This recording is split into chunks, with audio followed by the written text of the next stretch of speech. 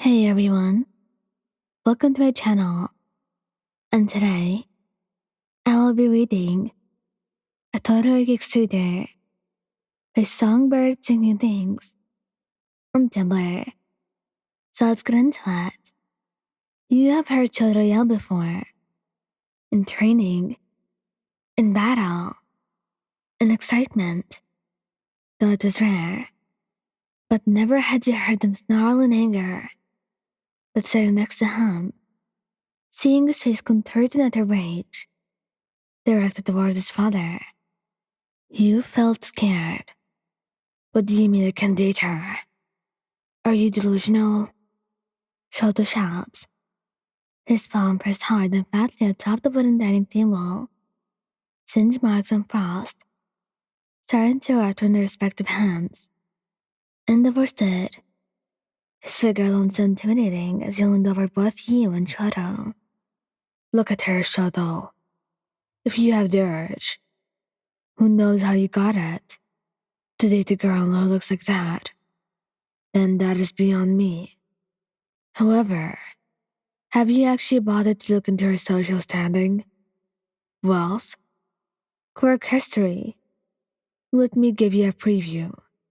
They're plain awful. You fooled yourself. No matter how hard you try to stay still, flinch at his words, your eyes finding themselves stuck on the singe mark Soda left on the table. Have you no damn shame? Insulting a high school student over things you cannot control? All the while standing there, so high and mighty. Don't think for a second that I have not forgotten what you have done to me. To Natsu, Fuyumi, or Mom and Toya. And the last name the Chota growled out seemed to prick at a highly sensitive nerve within his father. Under no circumstances are you to date her. You can't control who I see or who I'm interested in, Chota retorts. Not when I can pull the plug on all of your financial assets. Your education at UA. Like I give a shit when it comes to you. I Chota's words, and never hefted it off, heavy with sarcasm and malice. How about visiting your mother then? Sans. Weighs a little dining room for the first time since you and Shoto arrived at his family home. Endeavor grinned as he finally called Shoto. I can have your visitation rights within the damned hospital. You yanked away with a single phone call. Nausea rose in your throat as he began to taste pile.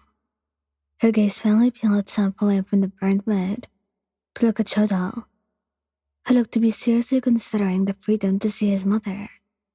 And to date you. It was a ridiculous deed that he would even think about his decision. He would be potentially giving up the chance to ever see his mother again. Over you? The harsh screech of your chair legs against the wooden plank floors got both Shoto's and Endeavor's attention. He said slowly, your breath shaking. I'll... Your voice became much more lovely as tears threatened to spill from your eyes. So you clenched your fists and hopes that would force them down. I'm going to take my leave. Thank you for your hospitality. You managed before you swiftly exit the room and started to make your way down the narrow hallway leading to the front door. Ellen, is everything alright? I heard a lot of yelling. You saw Fiona pop out of a door in front of you, not so hot on her heels as they both looked at you with expressions full of concern.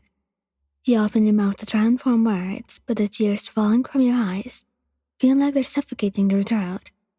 You out for a quick shake of your head and pushed the front door open, immediately chilled by the frigid winter air. Damn it, I left my jacket, you think, as you let your feet, clad in boots, crunch the snow beneath you, leaving a trail of hurried footprints on the front stoop of the Todoroki household. Why, please wait. Please come back. Your heart shatters as you hear Shoto's voice, so desperate for you, to appease his wishes. But you don't turn around, because you know that one look at his face will leave you fighting, scrambling back to him, with no regard for any consequences that might occur because of your actions. So you keep on walking, even as you hear rapid footsteps behind you. You don't stop. Please let me put on your jacket. You can't get sick.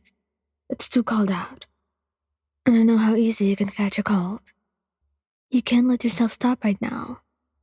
Lie on, please. Your stride stops, and you're frozen in place as he hears that sentence. Each word spoken, accompanied by a sob. And finally, you let yourself turn around to see him. His red and white hair was flying in all different directions due to the harsh wind.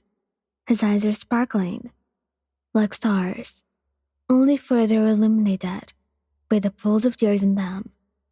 Several already cascading down his cheeks, and his hands that were clenched so tight his knuckles were starting to turn white, was your coat. The one that Shoto had gotten for you, just because I saw it and thought of you. That's what he said when he gave it to you. He made no movement, allowing Shoto to slowly drape the coat around you, threading each of your arms through the specific sleeves. He lined the zipper up at the bottom and carefully zipped up your jacket, all the way, until it almost touched your chin. His right hand in gravity took up your cheek as more tears began to fall from both of your faces.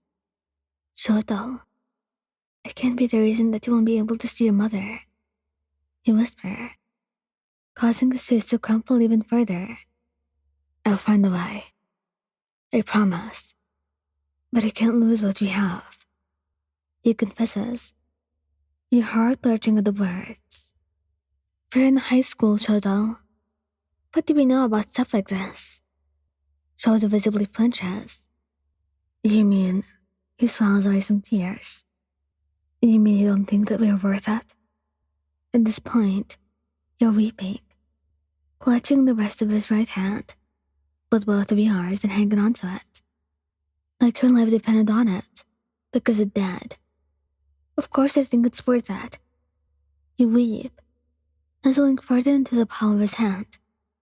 But look at us. Maybe your father's right. Don't say that. Don't tell me that that sad excuse of our man was right for trying to pry our relationship apart.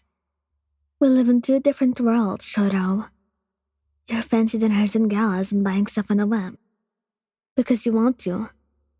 And you never need to worry about the price, you say, motioning towards the very jacket you were wearing. My parents are teachers. I have to work part-time to afford books at the campus bookstore.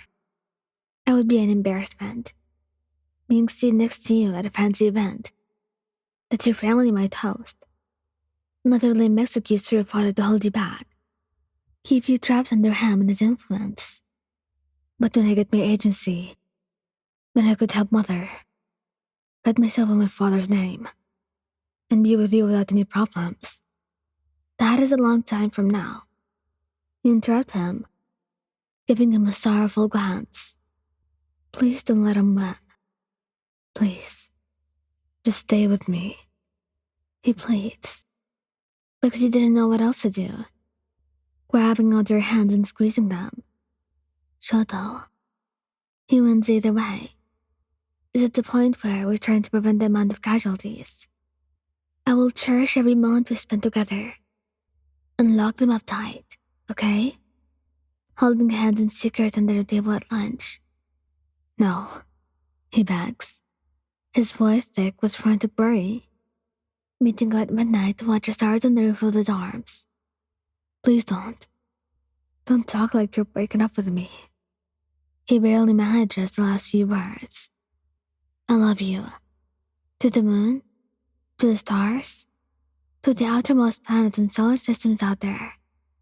I love you. Your hands manage to slip out of his, and the moment it happens, you make a break for it, leaving Shoto still as an ice sculpture, watching as your figure disappears into the distance. It was a tale as old as time. Young love, does not last for life. With you, Shoto thought it could, that it would have.